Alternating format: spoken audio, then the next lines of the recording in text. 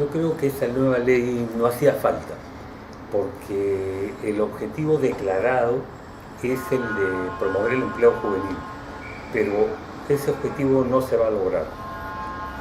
Muchas otras veces se ha intentado disminuir derechos laborales para mejorar el empleo y no se ha logrado. Creo que la evidencia empírica demuestra que no es el camino adecuado para lograr la formalización. El caso más evidente es el de las MIPES, que es donde se concentra la mayor informalidad. Ahí en las MIPES los derechos laborales, la planilla cuesta 5%, mientras en el sector privado formal, en régimen general, cuesta 54%. O sea, una reducción radical. Sin embargo, no se ha logrado la formalización. Entonces creo que esta ley no va a conseguir el propósito, y que lo que en el fondo está permitiendo es una flexibilización dramática de las relaciones laborales en empresas de todo tamaño, micro, pequeñas, medianas y grandes, de hasta el 25% de la planilla. Eso significa que una empresa de cualquier tamaño ya va a poder tener 1 de cada 4 trabajadores en este régimen juvenil, con disminución drástica de derechos.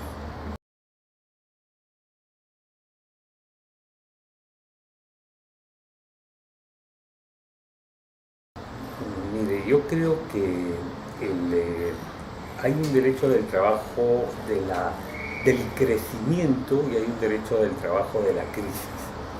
Cuando un país está en expansión económica, tiene algunas normas que de alguna manera, por equidad, intentan distribuir más el ingreso, de modo que no se amplíe, sino más bien reduzca la brecha entre las utilidades y las remuneraciones. Cuando un país está en crisis, pueden tomarse algunas medidas excepcionales, transitorias, que detengan el crecimiento o incluso signifiquen una disminución. El Perú está en crecimiento, aunque haya caído en el último tramo, pero está en crecimiento importante y sostenido desde hace más de una década. ¿Se justifica una legislación de crisis en un país que está en crecimiento?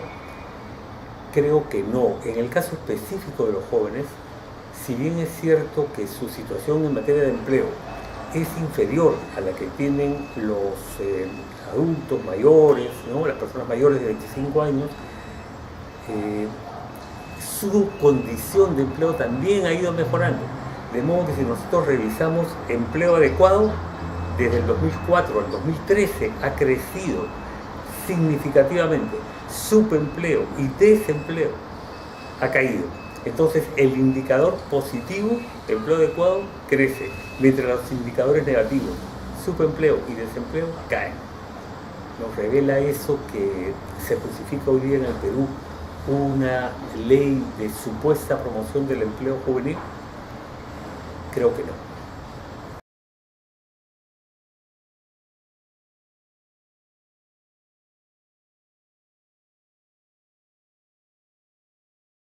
Bueno, la tasa de desempleo entre los jóvenes es más alta en todo el mundo, y eso tiene que ver muchas veces con la rotación.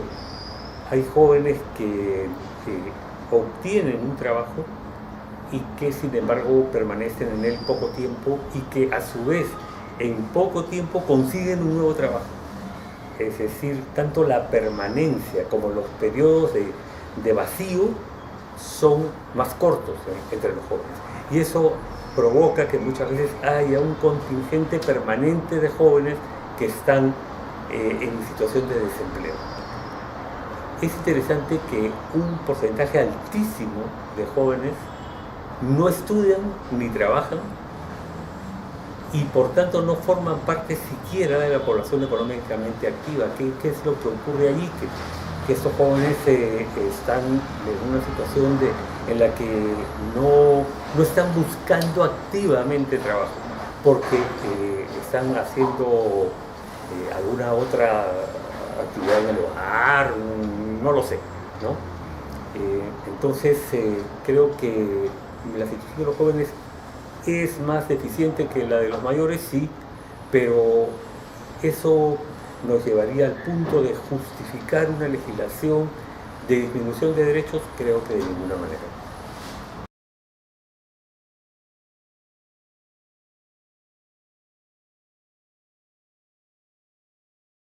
Mire, si revisamos cifras del INEI, tenemos que en jóvenes de 18 a 24 años, entre el 2004 y el 2013, el empleo adecuado ha subido de 25,3 a 62,7, o sea, ha subido 37,4 puntos. ¿Eso qué nos muestra? Yo creo que nos muestra que la situación no es tan crítica como se nos está queriendo mostrar, ¿no?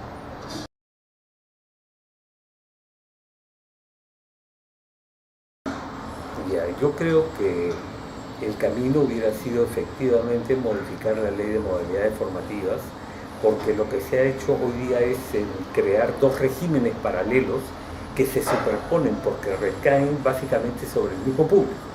Y eso me parece que no tiene sentido. Dos regímenes que contienen derechos diferentes, sin ninguna justificación. ¿Por qué en un caso hay gratificación, media gratificación y en el otro caso no? Creo que no hay explicación, salvo que el propósito de la norma no sea el declarado, sino que hay un propósito oculto.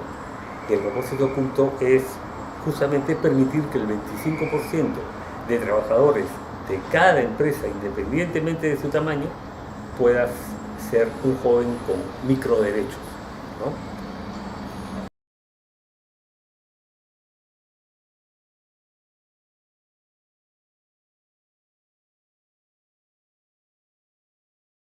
Yo creo que los jóvenes, salvo los que estén incursos en las modalidades formativas, que creo que hay un consenso en el sentido de que deben existir, creo que los jóvenes deben tener los mismos derechos que las personas mayores de 25 años. A igual trabajo, igual salario. Es un principio que está contenido en numerosos instrumentos internacionales sobre derechos humanos y que no se justifica que jóvenes que no estén en formación tengan derechos recortados. Ahora, ¿qué quiere decir formación? Porque también nos van a decir que un joven que no tiene experiencia está en formación. Bueno, todos estamos en formación permanentemente. Yo creo que ejerciendo el trabajo es como uno se califica, ¿no? Pero, por ejemplo, me pregunto, ¿y estos jóvenes por qué tienen dos meses, 60 días de periodo de prueba, ¿no? Me parece, si jóvenes inexpertos, ¿no? O sea, recién están ingresando a la actividad económica, ¿por qué recortarles los derechos y que su acceso al empleo sea de alguna manera traumático, ¿no? Con una situación precaria? Me parece que no es una buena señal.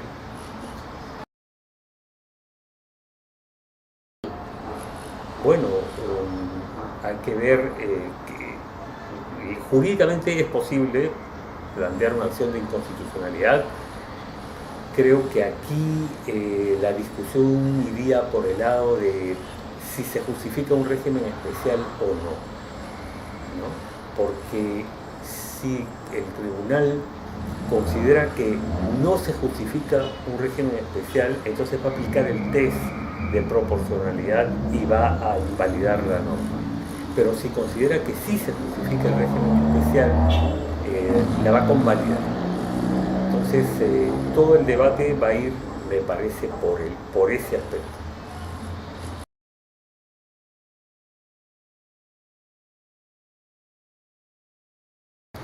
El costo laboral no salarial hoy día en una microempresa es de 5%. Y el costo laboral no salarial en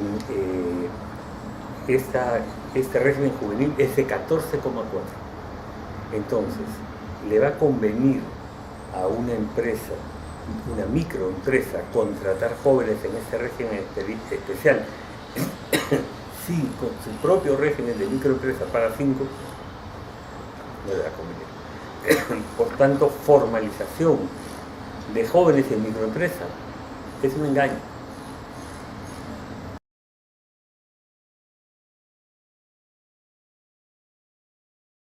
Manifestarse. Mire, respecto de lo del gobierno, creo que ha sido un error enorme, falta de tino político. La ley de modalidades formativas existe en verdad desde 1991, ya está de alguna manera en la conciencia de nosotros y hay un consenso. Hubiera sido mucho mejor proponer algunas modificaciones a esa ley, por supuesto en diálogo en el Consejo Nacional del Trabajo, y sin embargo han optado por otra vía sin estimar el costo que iba a tener sublevar a los jóvenes contra esas condiciones de trabajo realmente indignas. Y me parece que ahora están mostrando nuevamente una intransigencia increíble, porque cuando los políticos se han sumado al rechazo porque tienen intereses electorales, es evidente, el gobierno, en vez de ir a un diálogo y aceptar algunos cambios, se ha situado en una posición irreductible donde han rechazado cualquier marcha atrás. Me parece un error. Sí creo que los jóvenes están dando el ejemplo con sus movilizaciones. Hoy día va a ser la segunda,